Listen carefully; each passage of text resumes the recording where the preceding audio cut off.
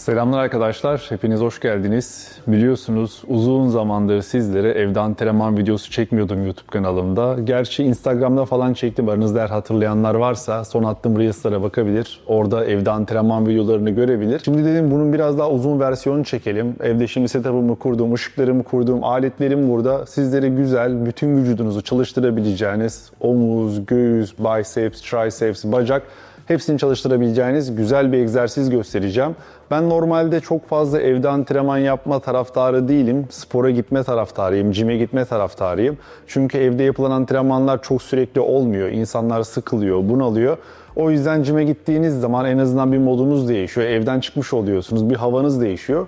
Bence güzel bir şey cime gitmek ama cime gidemeyenler için, bulunduğu bölgede cim olmayanlar için evde yapabileceği çok güzel bir program hazırladım sizlere. Öncelikle video başlamadan önce Temu bana bazı şeyler yolladı arkadaşlar. Bunları sizlere göstereceğim. Bunları evde yapabileceğiniz antrenmanlarda kullanabileceksiniz. Onun dışında üstümde görmüş olduğunuz kıyafeti Temu yolladı ve bazı şeyler daha var.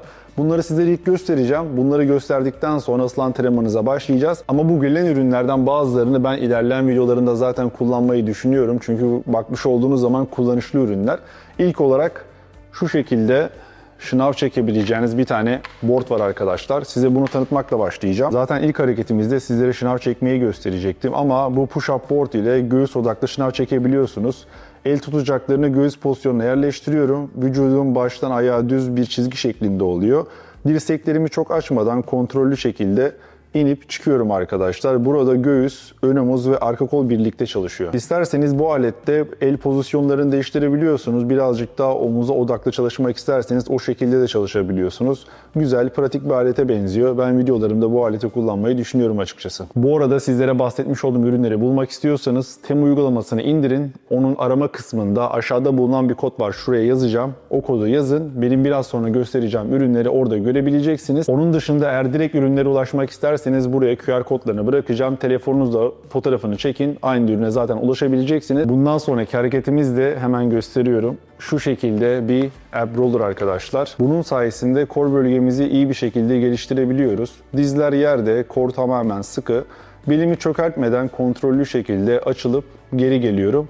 Bu hareketi yaparken sayıdan çok formunuz çok daha önemli. O yüzden olabildiğince formu kontrol etmeye çalışın. Hani özellikle karın bölgeniz iyice yanmaya başlayacak, titremeye başlayacaksınız. Ama formu bozmadan dediğim gibi çok fazla sayı abartmadan iyi bir formda yapabiliyorsanız 5-6 ilk başlayan birisi için gayet güzel. Sonrasında birazcık daha bisepslerimizi çalıştırmak istiyorsanız aynı şekilde arkadaşlar şınav çekmiş olduğumuz board'u hatırlıyorsanız burada iki tane giriş var. Buralara elimdeki şu şekilde bağlantıları takıyoruz. Daha sonrasında bisepslerimizi çalıştırabiliyoruz. Yani şınav boarduyla beraber biz hem şınav çekebiliyoruz, açısını değiştirip omuz çalışabiliyoruz. Aynı zamanda görmüş olduğunuz gibi bisepslerimizi de çalıştırabiliyoruz. Şimdi sizlere elimde olan başka bir ürünü göstereceğim. Temu'da şu şekilde bir ürün daha var arkadaşlar. Ayağınızı bu kısma koyuyorsunuz. Bu görmüş olduğunuz bantlar direnç bantları. Ben 3 tane taktım. 4 tane bantlı şekilde geliyor. Bant sayısını ne kadar çok arttırırsanız kaslarınızı o kadar daha fazla çalıştırmış oluyorsunuz. 3 tane bence güzel, yeterli oluyor. Bu hareketi yaptığınızda da sırt kaslarınızı ve aynı şekilde biceps kaslarınızı çalıştırabiliyorsunuz. Hareketi yaptınız ama daha fazla dirençli olmasını istiyorsunuz. Çok güçlüsünüz. O zaman şu şekilde direnç bantları olan bir tane set var arkadaşlar. Bunlar da kullanarak bunları hatta üst üste ekleyerek sürekli ağırlığı daha çok arttırabilirsiniz. Kaslarınızı daha hızlı şekilde çalıştırabilirsiniz. Onun dışında sadece hani biceps ve sırt olarak değil de bacaklarınıza koyarak squat da yapabilirsiniz. Bunları o şekilde de kullanabiliyorsunuz. Sadece egzersiz için hareket yollamadılar aslında. Bazı kıyafetler de yolladılar arkadaşlar. Şimdi bunları da sizlere göstereceğim. Şimdi üstümü değiştirdim. Sizce nasıl gözüküyor arkadaşlar? Ben kendimi McFit'te personal trainer olarak hissediyorum bunu giydiğim zaman ama esnekliği güzel. Yani kalitesi fena değil. Yani fiyatına göre zaten fiyat performans olarak güzel bir ürün olduğunu söyleyebilirim. Tekrardan Temu'ya işbirliği için teşekkür ediyorum. Dediğim gibi kodum aşağıda. O kodu Temu uygulamasında arama kısmına yazarak biraz önce göstermiş olduğum aletlerin çoğuna ulaşabilirsiniz. İlk önce şınavla başlayacağız. Şınav biliyorsunuz yani evde yapabileceğiniz vücut ağırlığıyla vücudunuzu çalıştırabileceğiniz en önemli hareketlerden bir tanesi. Duman Bey de herhalde burada şınav yapmak istiyor. Ne yapıyorsun oğlum? Ne yapıyorsun? Bir selam ver bari. Selam gençler, ben de kas yapacağım de. Bak. Hadi bakalım. Şimdi şınavla başlayacağız dediğim gibi arkadaşlar. Yani evde yapılması en kolay egzersizlerden bir tanesi. Tabii ki de şınav. En basitle başlıyoruz. Lan yapma oğlum, bir dur ya. Duman var ya, tam manyak bir kedi. Omuz hizasında kollarımızı açıyoruz. Popomuzu kaldırıyoruz. Karşıya dik bir şekilde bakıyoruz. Dirseklerimizi bakın şu şekilde değil, İçeriye dönük ayarlıyoruz. Dediğim gibi karşıya bakıyoruz. Yavaş yavaş iniyoruz ve kendimizi kaldırıyoruz. Yavaş yavaş iniyoruz, kaldırıyoruz. Biz neyi kaldıracağız? Bizim hiçbir şey kaldırdığımız yok. Yani çok hızlı şu şekilde yapmanın çok bir anlamı yok. Ben genelde kasları hissetmeyi seviyorum arkadaşlar. O yüzden yavaşça iniyoruz, kalkıyoruz. İniyoruz, kalkıyoruz. Bu şekilde 10x4 yapabilirsiniz. Eğer derseniz ki abi bu çok klasik oldu, herkesin gösterdiği şeyi gösteriyorsun, o zaman şöyle 2 tane dumbbell'a ihtiyacınız var. Bunları alıyorsunuz abi. Şöyle hemen gösteriyorum. Şu şekilde sırt üstü uzanıyorsunuz. Birisi sağında, birisi solunda. Bu arada bunlar 20 pound arkadaşlar. Şu şekilde dumbbell press yapabilirsiniz. Açı çok fazla iyi değil tabii ki. Ama evde yapılabilecek şekilde olur. Normalde biliyorsunuz spor salonuna gittiğinizde oradaki sehpalarda şu kısmı biraz daha aşağı indirebiliyorsunuz. Ama evde olduğunuz için sırtınızı yasladığınız zaman şu kadar iniyor. O yüzden ben diyorum yani spor salonuna gittiğiniz zaman hem farklı insanları görüyorsunuz. Yani farklı insanları gördüğünüzde sohbet oluyor, muhabbet oluyor. Ben evden çalışıyorum. Bilmiyorum siz nasıl çalışıyorsunuz ama evden çalıştığınız zaman çok fazla evde bulunmak istemiyorum. Ben dışarı çıkayım, farklı insanlar göreyim, antrenmanda sağlam basayım. Çünkü evde yaptığınız antrenmanlarda işte ya dumbbell kullanıyorsunuz ya da bu sizlere bahsetmiş olduğum bantları kullanıyorsunuz. Daha fazla direnci arttırabilmek için.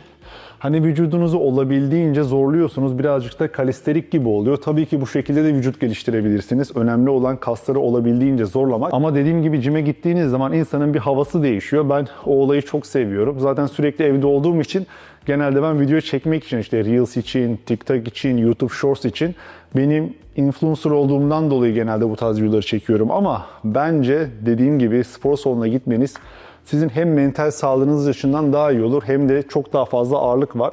Mesela ben şimdi eve dumbbell seti kurmam lazım normalde. Bende sadece 20 var arkadaşlar. 20 benim çoğu işimi hallediyor.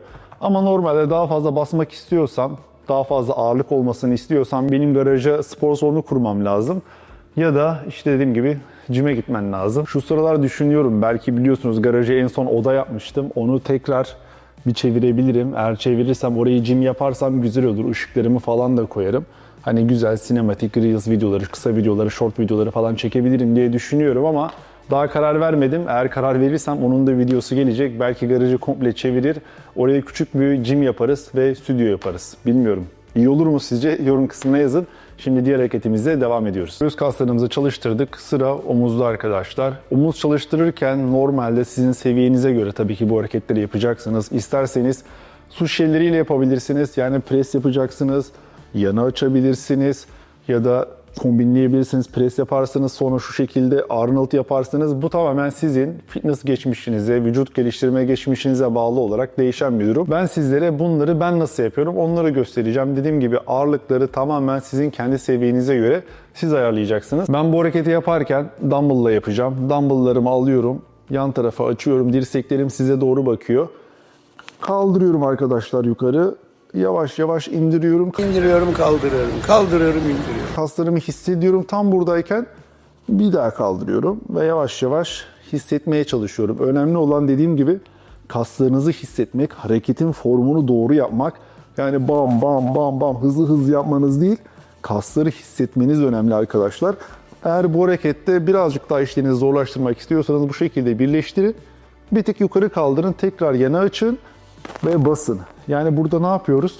Hem shoulder press'te hem dumbbell shoulder press'i ve Arnold'u birleştirmiş oluyoruz. Bunun sonrasında yine bir omuz egzersizi yapmak isterseniz şu şekilde dumbbell'ımızı yanımıza alıyoruz. Dik duruyoruz. Belimize dikkat ediyoruz. Formu bozmadan yavaş yavaş indirip kaldırıyoruz. İndirip kaldırıyoruz. Bakın havaya kaldırdığımız zaman çok geriye atmıyoruz. Geriye olmayacak, çok ileriye olmayacak. Size şöyle göstereyim. Şu açı var ya, ne çok düz, ne çok arka, ne çok ileri. Tam şu şekilde kolumuzu koyuyoruz, şu şekilde kaldırıyoruz bakın. Şu şekilde. Alalım abi tekrardan bu şekilde. Bunu isterseniz oturarak yapabilirsiniz, isterseniz ayakta yapabilirsiniz arkadaşlar. Sağı bitirdikten sonra dumbbell'ımızı alıyoruz, sola geçiyoruz. Aynı hareketi solda yapıyoruz. Belimizin dik durmasına önem gösteriyoruz. Yavaş yavaş indiriyoruz. Zaten şuralarda kasılma hissedeceksiniz. Aynen böyle. Bunları da 10x4 yapabilirsiniz. İsterseniz evinizde başka dumbbell'lar varsa ağırlığı arttırırsanız sayınızı bir tık azaltabilirsiniz. Dediğim gibi bu size bağlı. Şimdi göğüs yaptık, omuz yaptık. Sıra kollarda arkadaşlar. Kollarda yaparken size bir hareket göstereceğim. Bu hareketi yaptığınız zaman büyük ihtimal en fazla evde zorlayacağınız hareketlerden bir tanesi bu olacak. Yani evinizde dumbbell varsa bu hareket iyi olacak. İlk önce dumbbell'lı olanları göstereyim. Bu arada benim diğer kedi de Gırgır. Yani kediniz varsa şöyle kediyle de bir dumbbell curl yapabilirsiniz. Şunun tipe bak ya. Şunun tipe bak. Bu evimizin kızı arkadaşlar.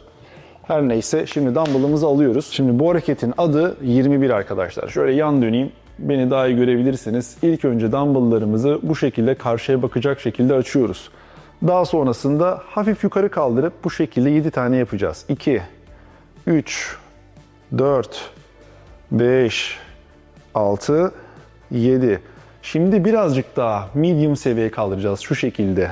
1, 2, 3, 4, 5, 6, 7. Şimdi daha da yukarı kaldıracağız arkadaşlar. Hazır mıyız? 1, 2, 3, 4, 5, 6, 7 ve bitiriyoruz. Burada hareket yaparken bakın range of motion'da şuraya kadar indireceğiz. Gördünüz mü? Kaslar komple aşağı kadar hissedecek bunu. Yani bu hareketi yapabilirsiniz. Dumbbell'ınız yoksa ne yapabilirsiniz? Dediğim gibi böyle yani kendiniz ağırlık yapmak zorundasınız. Pet şişe şeklinde yapabilirsiniz. Ya da bazı dumbbell'lar var. İçerisine su koyuyorsunuz. O dumbbell'lar ağırlaşıyor. O şekilde dumbbell'lardan alabilirsiniz. Ya da şunu da yapabilirsiniz. Sizlere videonun başına göstermiştim. Şu şekilde bir alet vardı. Şu kısımları ayağınıza takıyorsunuz arkadaşlar. Şu an ayağıma geçirdim. Sabit bir şekilde duruyor. Şu şekildeki bantları görüyor musunuz? Bu bantlar dediğim gibi artılıp azaltılabiliyor. Bundan birkaç tane daha var. Onları eklediğinizde daha fazla direnç sağlıyor. Sonrasında yukarı ve aşağı şeklinde kaslarınızı bu direnç bantlarıyla da çalıştırabiliyorsunuz. Ya da bir şey daha göstereceğim. Yine hatırlarsanız videonun başında şu şekilde şınav çekmek için kullandığımız bir olay vardı. Bakın bunun şu kısımlarında şöyle bir şey var. Bunları takıyoruz. Sonrasında da zaten sizlere göstereceğim. Aynı şekilde diğer tarafa da yapıyoruz. Taktıktan sonra bakın şöyle oluyor. Ayaklarımızı board'un üstüne koyuyoruz. Şu şekilde bununla da yapabilirsiniz. Yani hareket yapacağım dedikten sonra, biceps çalışacağım dedikten sonra birkaç farklı şekilde bicepsinizi çalıştırabilirsiniz. Bunlardan en pratiği ne olur? Dediğim gibi dumbbell'ınız varsa çok kolay oluyor bu işler. Dumbbell'ınız yoksa direnç bantları işte bu olur. Biraz önce sizlere göstermiş olduğum diğer bantlar olur. Ya da videonun başında sizlere göstermiş olduğum şu şekilde bantlar vardı. En bana zorluk çıkartacak olan şu mor. Bunu alırım abi. Şöyle alt kısmı ayağıma koyarım. Buradaki direnç bantları ile beraber yine çalışabilirsiniz. Görmüş olduğunuz gibi. İsterseniz diğer bantları da bunun gibi ayarlarım ve daha da direnç sağlarım. Önemli olan kasları yormamız arkadaşlar. Kaslar ne kadar yorulursa biz onları sonrasında uykuyla, güzel beslenmeyle büyütebiliyoruz. Buradaki amaç kasları olabildiğince çalıştırmak. Şu ana kadar hangi hareketleri yaptık? Göğüs yaptık, omuz yaptık, biceps yaptık. Şimdi arkadaşlar sırtımızı çalıştıracağız. Sırt için sizlere bir egzersiz göstereceğim. Daha sonrasında yine bir alternatif göstereceğim ve bunları da dumbbell'la yapacağız. O yüzden diyorum ya bir dumbbell'ınız olduğu zaman aslında çoğu şeyi hızlı bir şekilde çözebiliyorsunuz. Özellikle evde antrenman yaptığınız zaman. Yine ben aynı şekilde dumbbell'larımı aldım abi. Şu şekilde size doğru döneyim. İyi bir şekilde görün. Sonrasında şu şekilde biraz eğiliyorum. Dizlerimi çok hafif kırıyorum. Çok fazla değil. Karşıya bakıyorum. Popom dik. Ve şu şekilde sırtımı çalıştırıyorum arkadaşlar. Şöyle siz daha rahat görürsünüz. Şu şekilde. Karşıya bakıyorum. Ayaklarım hafif kırık. Çok fazla değil. Aşağı kadar bırakıyorum. Sonrasında itiyorum. Aşağı kadar bırakıyorum. Sonrasında çekiyorum. İt. Çek. İndir. kaldır. Artık adına siz ne demek isterseniz. Beni 2 tane dumbbell ile uğraştırma, bana bir tane dumbbell ver, onu dönüşümlü olarak kullanayım derseniz şu hareketi de yapabilirsiniz arkadaşlar. Dumbbell'ı alıyorsunuz. Elinizi bu şekilde, eşya falan varsa koyun abi. Şöyle biraz eğiliyorsunuz ve şu hareketi yapıyoruz.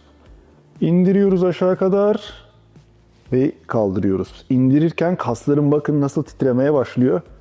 Bu güzel bir şey. İşte bu çalıştığını gösteriyor. O yüzden bu şekilde 10 sağ 10 sol yapabilirsiniz. Sonrasında ağırlığı ne yaparsınız? Arttırırsınız ve sayıyı azaltabilirsiniz. Aynı şekilde bu sefer de burada. Mesela bu hareketi yapıyorsunuz ya, iyice aşağı kadar indirin arkadaşlar.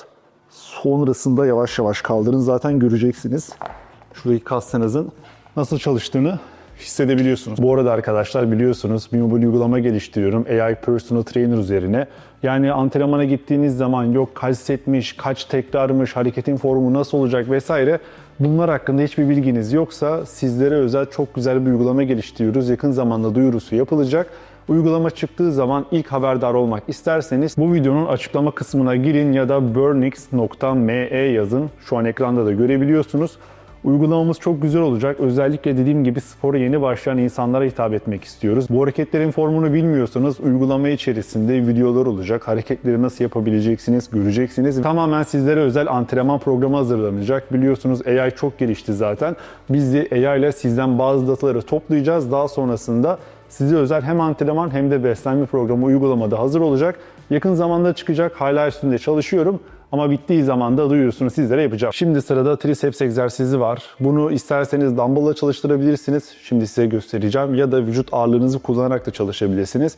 İlk dumbbell'la olanla başlayalım. Hareketi yaparken özellikle şimdi sizlere göstereceğim hareketi çok fazla ağır dumbbell'la yapmayın. Çünkü hareketin formunu kesinlikle bozacaksınız. Dumbbell'ı şu şekilde alıyoruz. Şöyle havaya kaldırıyoruz pres yaparmış gibi. Sonrasında dirseklerimizi kırıyoruz. Bakın şu şekilde dirsekler kırık. Sonrasında bu şekilde kafamızın biraz arkasında olacak şekilde yine aynı şekilde indirip kaldırıyoruz. İndirip kaldırıyoruz. Hemen şöyle göstereyim. Şöyle bakın. İndirip kaldırıyoruz. Bunu 10 defa yaptıktan sonra diğerine geçiyoruz. Aynı şekilde elinizi belinize koyarsanız daha sabit durmanızı sağlar. Bu şekilde hareketi tamamlıyorsunuz arkadaşlar. Şöyle bir de arkadan göstereyim. Şuradaki dirseği görüyorsunuz. Bunu ileri geri oynatmamaya çalışın. Şu dirsek sabit kalsın. Şu şekilde. Dirseği olabildiğince sabit tutuyoruz arkadaşlar. Şimdi evinde dumbbell olmayanlar için dediğim gibi alternatif egzersiz de şu şekilde. Benim evde bir eşya var. Taş gibi sert arkadaşlar. Elinizde parçalanmasın, sert bir şey olsun. Sonrasında şu şekilde duruyoruz. Ayaklarımızı ileri uzatıyoruz. Karşıya bakıyoruz. Dirseklerimizi bakın şu şekilde değil, şu şekilde değil. Biraz daha içeriye bakacak şekilde ayarlıyoruz. Sonrasında olay bu. Bakın aşağı kadar iniyorsunuz ve tam şurada kaslarınızın nasıl kasıldığını hissedeceksiniz. Yukarıya sonra çıkıyorsunuz, indiriyorsunuz. Range of motion'a dikkat edin. Ve büyük ihtimal bu hareketten sonra bana teşekkür edeceksiniz. Benim sevdiğim hareketlerden bir tanesi. Dediğim gibi dumbbell'la da yapabilirsiniz. Ya da dumbbell olmayanlar vücut ağırlığıyla bu şekilde de çalışabilir. Şimdi sırada bacak egzersizi var. Evet, şimdi son egzersizle yavaş yavaş videomuzu bitireceğiz. Şimdi bacak çalışacağız arkadaşlar. Dumbbell'ımızı şu şekilde alıyoruz. Umarım iyi görüyorsunuzdur. Şöyle bir yandan durayım. Formu görürsünüz. Omuz genişliğinde ayaklarımızı açıyoruz. Karşıya bakıyoruz. Dumbbell'ımız göğsümüze yakın. Eğiliyoruz ve kalkıyoruz. Eğildiğimiz zaman şu şekilde, yani şöyle eğilmiyoruz. Olabildiğince karşıya bakıyoruz. Göğsümüzü ön plana çıkarıyoruz ve kalkıyoruz. Şöyle bir yandan gösterdim. Önden göstereyim sizlere. Şu şekilde. Dumbbell göğüse yakın. Göğüs havada. Ayaklar karşıya bakıyor. Bir tık açılı yapabilirsiniz dışarıya doğru. Ve bu. Bundan da 10 tekrar 4 set şeklinde yapabilirsiniz. Evet, antrenman serisinin sonuna geldik. Sizlere güzel bir antrenman gösterdiğimi düşünüyorum. Umarım bunları evde kendi başınıza yaparsınız. Dumbbell'ınız yoksa bence dumbbell almakta fayda var. Ya da bugün sizlere tanıttığım Temu'daki aletleri de göz gezdirebilirsiniz. Dediğim gibi direnç bantları var. Onun dışında push-up için çok güzel aletler var. Yani bisepsini çalıştırabiliyorsunuz, omuzunuzu çalıştırabiliyorsunuz, sırtınızı çalıştırabiliyorsunuz. Bunları da kullanarak yapabilirsiniz ama en önemli şey istek abi. Bir insanda istek olduktan sonra zaten ister evde de yapar, ister jimde de yapar. En önemli şey motivasyon. Bu videonun asıl amacı da sizleri aslında motive etmekti arkadaşlar. Umarım sizleri motive edebilmişimdir. Spor yaptığınız zaman gerçekten hayatınızda fark hissediyorsunuz, duruşunuz değişiyor, özgüveniniz değişiyor. Zaten ben 10 yıldır sizlere bunu aşılamaya çalışıyorum. Umarım bir şeyler yapabilmişimdir. Kendinize iyi bakın, hoşça kalın. İlerleyen videolarda görüşmek üzere.